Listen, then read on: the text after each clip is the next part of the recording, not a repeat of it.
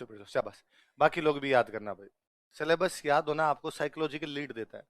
जब सिलेबस याद होता है ना तो आपको ये समझ में रहता है कि यार कितने टॉपिक पढ़ लिए और कितने टॉपिक पढ़ने, वरना हम धूल में लठ मारते रहते हैं। तो हमेशा एक काम करना है कि जब भी कोई सब्जेक्ट पढ़ो उसका पहला पन्ना हमेशा खाली छोड़ना। आज आप राजस्थान जी के अपने शुरू करेंगे तो पहला पन्ना खाली छोड़ देना, घर पे जाके सिलेबस लिखना।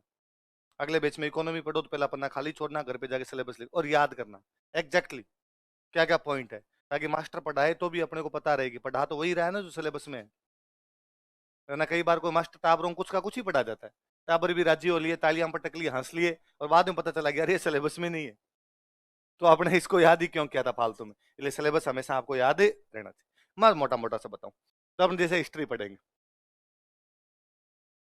अपने ना इस सिलेबस के अंदर, मैं हिस्ट्री भी छोड़ू, मैं इस सिलेबस में अपने 3 प्रकार की चीजें आती है। राजस्थान का जी क्या था, इंडिया का जी क्या था, वर्ल्ड का जी क्या था, है ना। 5 बेसिक सब्जेक्ट है अपने, हिस्ट्री, पॉलिटी, इकोनॉमी, ज्योग्राफी और साइंस। कौन कौन से 5 subject, history, polity, economy, geography और साइंस। ये 5 बेसिक सब्जेक्ट है। बेसिक सब्जेक्ट करने का मतलब जो प्री में भी आएंगे और मेंस में भी आएंगे, जो प्री में भी आएंगे और मेंस। मतलब यदि कोई इन 5 सब्जेक्ट को बहुत अच्छे से पढ़ता है तो प्री तो पास है। तो यही है प्री का सिलेबस। और जिस दिन प्री का पेपर देता है तो शाम को उसको पता चल जाएगा मेरा प्री पास होगा कि नहीं होगा। आप अपना पेपर दे के आए, घर पे आके मिलाया, कट ऑफ लगभग लगभग पता चली जाती है, कोचिंग वाले बता देते हैं, आप खुद को ही पता चल जाए कितनी कट ऑफ जाएगी पेपर को देख के। अब मान लो कट ऑफ जानी है, मान लो 90 नंबर, और आपके पेपर में नंबर आ रहे 105, तो अपने को पता चल गया आपने कल से मेंस की तैयारी करनी है। यदि किसी ने 5 सब्जेक्ट बहुत अच्छे पढ़ रखे हैं, मेंस का पेपर होता है 800 नंबर का। कितने नंबर का होता है, उस स्टूडेंट के 350 तैयार है। कितने तैयार है, 70 70 नंबर के 5 सब्जेक्ट है, तो 350 तैयार है। इसका मतलब अब उसको केवल कितना पढ़ना है, 450 का पढ़ना है, इसके अलावा उसको पढ़ने की आवश्यकता नहीं। तो इसलिए ना ये तैयारी ऐसे कभी नहीं होती कि पहले प्री प्री पढ़ लें बाद में मेंस मेंस पढ़ लें, ये दोनों एक साथ है, ये प्री और मेंस दोनों। इसलिए कई बार स्टूडेंट पूछता है सर पहले प्री पढ़ूंगा मेंस पढ़ूं, दोनों पढ़, एक अकेली तैयारी इसके अंदर कुछ होती नहीं। आप केवल प्री प्री पढ़ेंगे ये भी घाटा है, आप केवल मेंस मेंस पढ़ते हैं ये भी घाटे घाटे की बात है। दोनों चीजें एक साथ पढ़ लीजिए, वरना आप केवल प्री प्री पढ़ते हैं तो प्री पास हो जाता है, लेकिन जिस दिन आप प्री शाम को बैठ के देखते हैं तो आपको लगता है आप मुझे कितने नंबर पढ़ने हैं, 800। अब आपको 800 करने, आपके एक साथी कितनी करनी है, 450, वो तो आगे है ना आपसे। और आरपीसी मान लो कई बार कह देती है लो तो हम 2 महीने में ही लेंगे मेंस, तो फिर वो बच्चे जो केवल प्री प्री करते हैं वो मेंस देते ही नहीं। आप मेंस के एग्जाम में देखोगे कि मेंस में पास किए आरपीसी ने 20,000, तो मान लो आपके कमरे में 24 लोग आने चाहिए, सिटिंग अरेंजमेंट आप कमरे में 24, आप जाके देखोगे कि वहां जनता बैठी है 16, 8 जने गायब है, मेंस देने आए नहीं, वो 8 वही है जो खाली प्री प्री की तैयारी करके गए थे। तो प्री तो पास हो गया, फिर मेंस देने का कॉन्फिडेंस ही नहीं आ पाता, और उनको लगता है लिखना तो आता नहीं, मरने दे रहा, अब अगली बार देखेंगे। मैं मेरे खूब सारे दोस्तों को जानता हूँ जो टीचर वगैरह लगे हुए हैं, वो हर बार प्री पास करते हैं, कभी मेंस नहीं देते। मैं हमेशा पूछता हूँ अगर मेंस कभी दिया करो उनका, अगली बार पक्का तैयारी करेंगे और तैयारी करके दे लेंगे। अगली बार कभी आता नहीं, मेंस उनसे दिया जाता। तो आपने ये दोनों तैयारी एक साथ करनी, इसलिए अपने कहते हैं कि ये बेच फाउंडेशन बेच होते हैं। कैसे बेच होते हैं, नींव मजबूत हो जाए, नींव मजबूत हो जाए तो फिर वो प्री में भी काम आती है, वो मेंस में भी काम आती है, वो इंटरव्यू में भी काम आती है। तो ये तैयारी तीनों की एक साथ तैयारी होती है, प्री की भी होती है, मेंस की भी होती है, और किसकी होती है, इंटरव्यू की। तीनों चीजें एक साथ चलती रहती है इसमें। तो अपने 5 सब्जेक्ट पढ़ेंगे, तो इन 5 में जैसे हिस्ट्री पढ़ेंगे अपने, तो हिस्ट्री राजस्थान की पढ़ेंगे, हिस्ट्री इंडिया की पढ़ेंगे, हिस्ट्री अपने वर्ल्ड की पढ़ेंगे। जैसे पॉलिटी है, अपने कहेंगे भाई पॉलिटी हम राजस्थान की पॉलिटी पढ़ेंगे, हम इंडिया की पॉलिटी पढ़ेंगे, हम वर्ल्ड की पॉलिटी पढ़ेंगे। आपको सर वर्ल्ड की पॉलिटी कैसे पढ़ेंगे, तो हम पढ़ेंगे आईआर। क्या पढ़ेंगे, आईआर क्या है, दूसरे देशों के साथ रिलेशन क्या, पॉलिटी तो है, उनकी राज व्यवस्था के साथ हमारी राज व्यवस्था की क्या रिलेशन है। हम राजस्थान की इकोनॉमी पढ़ेंगे, हम इंडिया की इकोनॉमी पढ़ेंगे, हम वर्ल्ड की इकोनॉमी पढ़ेंगे। आपको सर वर्ल्ड की इकोनॉमी में क्या पढ़ेंगे, हम पढ़ेंगे वर्ल्ड बैंक कैसे काम करता है, हम पढ़ेंगे डब्ल्यूटीओ कैसे काम करता है, हम पढ़ेंगे आईएमएफ कैसे काम करता है, ये सारे इसके अंदर पढ़ेंगे। हम ज्योग्राफी पढ़ेंगे, हम राजस्थान की ज्योग्राफी पढ़ेंगे, हम इंडिया की ज्योग्राफी पढ़ेंगे, वर्ल्ड की ज्योग्राफी पढ़ेंगे। वर्ल्ड की ज्योग्राफी तो बताइए महाद्वीप पढ़ लेंगे। हम साइंस पढ़ेंगे, हम राजस्थान की साइंस पढ़ेंगे, हम इंडिया की साइंस पढ़ेंगे, हम वर्ल्ड की साइंस पढ़ेंगे। यहाँ जरूर लोचा है आपको कि सर साइंस तो एक ही होती है। राजस्थान के अंदर सेव नीचे गिरा होगा ऊपर थोड़ी गया होगा, सब जगह यही होगा। पर इसमें भी थोड़ा बहुत अपने करते हैं कि ऐसे पूछ लेते हैं कि हाल ही के वर्षों में राजस्थान में मूंग की फसल के अंदर एक बीमारी देखने को मिली थी, वो बीमारी कौन सी थी। बीमारी साइंस का है, मूंग का पूछ लिया राजस्थान स्पेसिफिक तो राजस्थान का हो गया। ना वो और पूछ लेंगे राजस्थान में बकरियों की नस्ल सुधार के लिए एक केंद्र की स्थापना की गई है, वो केंद्र कहाँ स्थापित किया गया? पशुपालन साइंस का सब्जेक्ट है, वो केंद्र पूछ लिया तो साइंस की बात हो। ये का ये कोई वर्ल्ड का इस प्रकार की कोई चीज उठा के लिया जाएगा, तो उधर कम संभावना है। साइंस तो एक सी होती है, पर ये बेसिकली 4 सब्जेक्ट होते हैं जिनके अंदर हम राजस्थान भी पूछते हैं, इंडिया भी पढ़ते हैं और क्या पढ़ते हैं अपने वर्ल्ड। अच्छा, प्री वाला एग्जाम ये कहता है कि प्री वाले एग्जाम में क्वेश्चन आएंगे 150। कितने क्वेश्चन आएंगे? 150। इन 150 में से 55-60 क्वेश्चन राजस्थान के आएंगे। 55-60 क्वेश्चन किसके आएंगे? राजस्थान के आएंगे। इसका मतलब 1/3 पार्ट, 1/3 भाग जो होगा वो किसका होगा? राजस्थान। अच्छा, ऐसा क्यों किया हमने भाई, ये इतना ज्यादा राजस्थान क्यों लगा दिया? इसके 2 रीजन। पहला रीजन तो ये था कि बाहर वाले लोगों को आउट किया जा सके, यूपी बिहार उधर का कोई इधर एग्जाम देने ना आए, उनको आउट किया जा सके। क्यों क्यों? क्योंकि वहां के लोग ज्यादा जाएंगे तो हमारे लोगों को रोजगार कैसे मिलेगा? ये हर राज्य अपनी अपनी पॉलिसी अपनाता है। कल या परसों के अखबार की खबर थी कि तमिलनाडु सरकार ने कहा कि तमिलनाडु में नौकरी के लिए तमिल का पेपर पास करना अनिवार्य है। तमिल वाला पेपर पास करोगे तो हमारी नौकरी लगोगे, वरना हमारी नौकरी।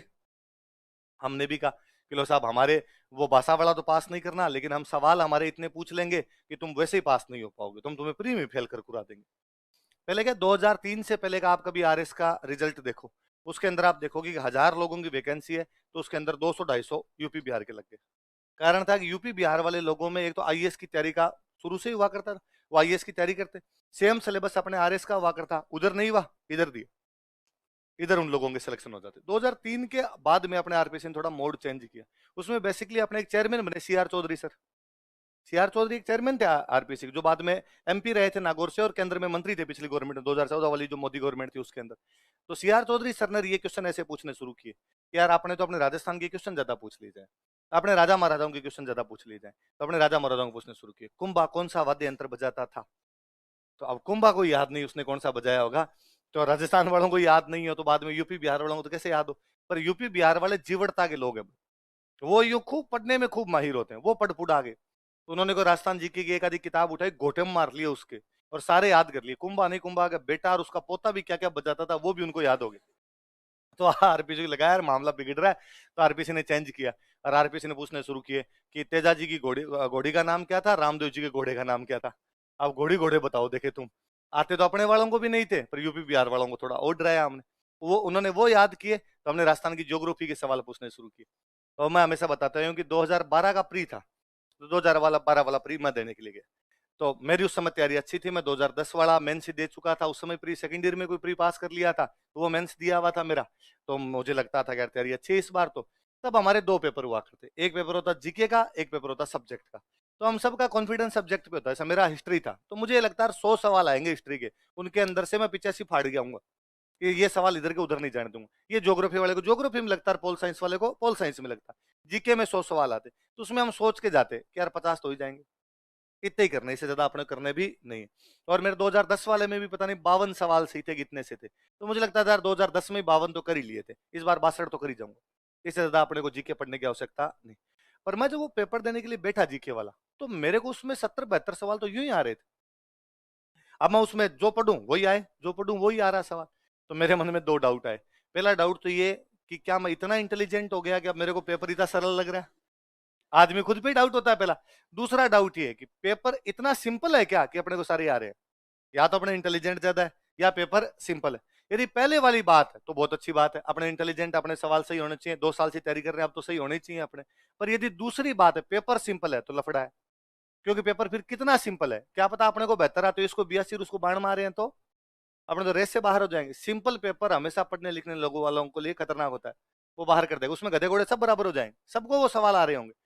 तो अब मैंने यूं किया, मेरे को पक्का पक्का लगे कि इसके अंदर यार 70 से तो अपना एक भी कम सही नहीं होगा, और उल्टे 75 ही सही हुए थे उस एग्जाम के अंदर। तो जैसे एग्जाम खत्म हुआ, मेरे पास में एक भैया बैठे, काफी सीनियर से भैया बैठे, तो मुझे लगा यार सीनियर आदमी, इनसे पूछे, इनके भी यदि इतने सही हो रहे हैं तो पेपर इसका मतलब ठीक है, और इनके ज्यादा सही हो रहे हैं इसका मतलब पेपर बहुत इजी था, अपने पिछड़ गए। तो मैंने भैया को कहा गया, अरे भैया आपका एग्जाम कैसा हुआ? भैया ने कहा कि बहुत ही खराब हुआ। तो ऐसे बोलते मैं समझ गया भैया ये तो यूपी के, अपने तो नहीं है। तो भैया खराब तो कैसे हुआ, इतना सिंपल सा पेपर आया था, ये तो मेरे तो खूब सारे सही हो रहे। काहे का सिंपल था? हम आपका पूरा राजस्थान का इतिहास याद करके आए, पूरा आपका संस्कृति याद करके आए, और आप क्या सवाल पूछते हैं कि राजस्थान में पशुओं की संख्या बताइए। उसमें सवाल पूछा हुआ राजस्थान में पशुओं की संख्या बताई, ये मेरे को भी नहीं आया था भाई, नहीं पड़ गया, डाटा याद नहीं रहा, मैंने भी छोड़ दिया था। पर मैंने छोड़ दिया, मैंने भाई ये तो अब किसी को नहीं आएगा, आएगा तो आ जाएगा 10% को क्या फर्क पड़ता है। पर भैया में डर घुसा उस वजह से। और भैया ने कहा क्या क्या नहीं पढ़ के आए, हम पढ़ के आए तो पशु भी पढ़ के आए थे, हम पढ़ के आए आपका कौन सा भेड़ ज्यादा ऊन देता है, कौन सा गाय ज्यादा दूध देता है, पर आप संख्या पूछेंगे, आप घर घर गिन के आए तुम्हारे। मैं बड़ा राजी हुआ, मैंने आरपीसी थैंक यू बोला, थैंक यू आरपीसी। अगली बार इलाहाबाद के अंदर किसी बुक स्टोर पे खड़ा होकर बच्चा जब आरएस का फॉर्म मांगेगा कि आरएस का फॉर्म भरना है, और इन जैसे भैया खड़े रहेंगे तो ये उस दूसरे वाले को डराएंगे कि नहीं देना एग्जाम, उधर मवेशियों का संख्या पूछते हैं। ये तो फॉर्म ही नहीं भरेंगे। आपने ये बड़ा काम ठीक है। फिर बीच में आरपीसी लगा, इन्होंने ज्योग्राफी भी याद करनी शुरू कर दी, तो आजकल आरपीसी पीछे पड़ी हुई है पॉलिटी की। और राजस्थान पॉलिटी के इतने टफ क्वेश्चन पूछती है, इतने टफ क्वेश्चन पूछती है, अपने को नहीं आते है ना। मतलब 10 क्वेश्चन आते हैं तो 10 में से अपने को 7 ही आते हैं, 3 उन्होंने कहां से पूछ लिए वो जाने, उनका राम जी जाने। वो जब पूछते हैं तब पता चलता है ये भी सवाल था, ऐसा भी कोई सवाल बन सकता है। तो अब आपने लोड लेना बंद कर दिया, अपने को समझ में आ गया बाहर वालों को डराने के लिए अपने लिए सवाल नहीं। वे सवाल जो सबको आते हैं आपके गलत नहीं होने चाहिए। यदि जो सवाल सबको आता आपका गलत हो गया तो वो नेगेटिव लेके जाएगा। जैसे कभी सिंपल क्वेश्चन आया कि भारत के प्रथम प्रधानमंत्री का नाम बताइए, और आप प्रथम पढ़ना भूल गए, आपको लगा भारतीय प्रधानमंत्री का नाम बताइए, और पहला ऑप्शन नरेंद्र मोदी था, आप नरेंद्र मोदी करके आगे। ये बाकी सबने प्रथम पढ़ा, वो जवाहरलाल नेहरू करके, आप करके क्या करके आगे नरेंद्र मोदी, ये 2 नंबर माइनस है। पर एक सवाल आया युगांडा के राष्ट्रपति का नाम बताइए, किसी को नहीं आता, आपको भी नहीं आता, कोई फर्क नहीं पड़ता। मैं कहता हूं आपको आता भी है तो भी कोई फर्क नहीं पड़ता। इसलिए मेरिट पे वे सवाल असर डालते हैं जो बाकी लोगों को आ रहे थे पर आपको नहीं आ रहे थे। इसलिए बहुत सिंपल सिंपल तैयारी की आवश्यकता होती है, इतना इसमें कोई डीप जाने की आवश्यकता भी नहीं होती। इसलिए आप देखते हैं कि 150 सवाल आते हैं और कट ऑफ कितनी जाती है कि 63 सवाल सही हुए उसका सिलेक्शन। 150 में से 63 सवाल जिसके सही हुए उसका क्या हो गया सिलेक्शन। इसका मतलब 50% भी नहीं, 50% तो मेरिट पहुंच ही नहीं पा रही, इसका मतलब 42% पे ही आपके सिलेक्शन हो रहे हैं। ये जनरल बॉयज की कट ऑफ है, बाकी कट ऑफ तो नीचे आएगी, धीरे धीरे और नीचे ही आ रही है उसके अंदर कट ऑफ। अब पिछली बार 84 थी, मैं कहता हूँ 2-4 नंबर बढ़ भी जाएगी तो 87 88 आ जाएगी, तो भी वो 50% तो नहीं पहुंच पा रही। इसका मतलब लोगों को ज्यादा सवाल आते तो नहीं, सिंपल सिंपल सीधी सीधी बातें लोग पढ़ लेते हैं, उस पढ़ने से प्री पास हो जाता है। और इसमें प्री स्क्रीनिंग है, वास्तव में प्री इसीलिए लिया जाता है आपका ताकि संख्या छांटी जा सके कि भाई 5 लाख लोगों ने फॉर्म भर दिया, अब कैसे इनको अलग करें। तो अगर प्री लो तो पता चल जाएगा कि तैयारी कितने लोग कर रहे थे। तो तैयारी करने वाले लोग ले दे के होते हैं 30-40 हजार, उन 30-40 हजार के अंदर कंपटीशन होता है, उनके अंदर से वो 15-20 हजार को पास कर लेते हैं। मेंस पूरा सब्जेक्टिव, सब्जेक्टिव में लिखवाएंगे, लिखवाने में बाद में आपने कुछ भी ऐसा याद करके गए तो उसे होगा नहीं, उसमें तो आपके विचार चाहिए, आपकी लेखन शैली चाहिए, फिर उनके पास और छंट के क्रीम जाएगी, फिर वो कहेंगे हम इंटरव्यू लेंगे। पहले बड़ी चीज है, इसलिए चीजों को बहुत सही ढंग से पढ़ना, इतनी ही पढ़ना जितनी हमें जरूरत है, ज्यादा कोई डीप में जाने की आवश्यकता नहीं। Jack of all trade master of none, jack को थोड़ा थोड़ा सब आना चाहिए, जैक को मास्टर किसी का नहीं बनना। तो देखो आप नोटिस करना, आपके सिलेबस के ऊपर लिखा है सामान्य ज्ञान, क्या लिखा है, इसका मतलब सामान्य नहीं पढ़ना है, ज्यादा नहीं पढ़ना उसको। कई बार क्या स्टूडेंट उसके अंदर घुसने की कोशिश करता है, मैं हिस्ट्री पढ़ाता हूँ, वो सर ये भी बताओ वो भी बताओ। यदि हिस्ट्री इतनी ज्यादा पढ़नी है तो फिर एमए की जाए, फिर पीएचडी की जाए, ताकि हिस्ट्री पढ़ ली जाए। आपको हिस्ट्री का मास्टर बनना है, आरएस बनना है, हिस्ट्री का मास्टर तो नहीं बनना, तो बेस्ट फिर इतनी पढ़ ली जाए जितने से अपना एग्जाम पास हो जाए। ये सेम ज्योग्राफी में, ये सेम इकोनॉमी, वरना कोई एक ही सब्जेक्ट पढ़ना शुरू कर दिया फिर वही आएगा। हिस्ट्री हिस्ट्री पढ़ेंगे पर हिस्ट्री तो भाई साहब आएगी 70 नंबर की, बाकी वाला तो पूरा पेपर पढ़ा है ना 730 नंबर का, वो कहां से करोगे। इसलिए सारे सब्जेक्ट पढ़ने, सबको बराबर वेटेज देना, सबकी तैयारी एक साथ होनी चाहिए। जितने अपने काम की चीजों उतनी सारी पढ़ ली जाए, जो अपने काम की नहीं उन चीजों को नहीं पढ़, वरना फिर एक के अंदर घुस के रह जाएंगे, फिर दूसरे सब्जेक्ट को उतना टाइम हम दे नहीं। आई बात समझ में। ये 5 सब्जेक्ट हम पहले पढ़ेंगे, history polity economy geography science, ताकि हमारे प्री में भी अच्छे नंबर आए। भाई प्री में नंबर वैसे आने चाहिए कि भाई कट ऑफ जाती है 84, स्टूडेंट कई बार आगे पूछा सर मेरिट कितनी जाएगी, तो लगता है यार 80-85 के बीच में जाएगी। सर मेरा होगा कि नहीं होगा, तेरे कितने हैं, सर 85 है। अब यार हो भी सकता नहीं भी हो सकता, मैं कह रहा हूँ 85 जाएगी, 85 ही गई तो हो जाएगा, पर क्या पता 86 चली जाए, तुम बाहर हो जाएगा। होना ये चाहिए कि आप प्री का एग्जाम जिस दिन देखे हो और आप शाम को आके कहो कि मेरे नंबर है 122, अब कितनी जाए कट ऑफ अपना हो जाएगा। मेरे नंबर है 112, मेरे नंबर है 108, मेरे नंबर है 110। जो मेरे एक रूममेट है, तो वो हमेशा ये करते हैं कि वो जब भी पेपर दे के आते हैं तो मैं उनको पूछता हूँ कि यार कैसे क्या है पेपर, कितना रहा, कितनी कट ऑफ जाएगी आपके, कैसे वे हो जाएगा प्री नहीं हो जाएगा। तो वो यूं पेपर उछाल के यूं कहते हैं कि जितनी तेरी कट ऑफ जाएगी ना उससे मेरे 50 नंबर ज्यादा आएंगे। प्री का तो कोई लोचा ही नहीं, और हर बार उनके 40-45 नंबर ऊपर आते हैं कि 84 कट ऑफ गई, उनके नंबर 134, तो 72 कट ऑफ गई, उनके नंबर 112 113। तो ये तो है कॉन्फिडेंस। और आप प्री का दे के और उसके बाद आप अदर झूल के अंदर हो, इसका मतलब आपने ढंग से तैयारी, तो ढंग से, और यदि प्री वाले ढंग से तैयारी की, ये नंबर 132 133 हो रहे हैं, 122 भी हो रहे हैं, 120 भी नंबर हो रहे हैं, इसका मतलब 5 सब्जेक्ट अच्छे पढ़े, ये 5 सब्जेक्ट अच्छे पढ़े, इसका मतलब आपको अब तैयारी कितनी करनी है, 350 नंबर की तैयारी आपकी कंप्लीट है। आई बात समझ में? तो आपने ये 5 सब्जेक्ट करेंगे, तो इसमें अपने 5 में भी हिस्ट्री वाला पोर्शन लेंगे। मैंने बताया राजस्थान वाले पोर्शन ज्यादा आते हैं, तो अपने क्या शुरू करेंगे, राजस्थान हेडिंग डालो, राजस्थान का इतिहास, हिस्ट्री ऑफ राजस्थान।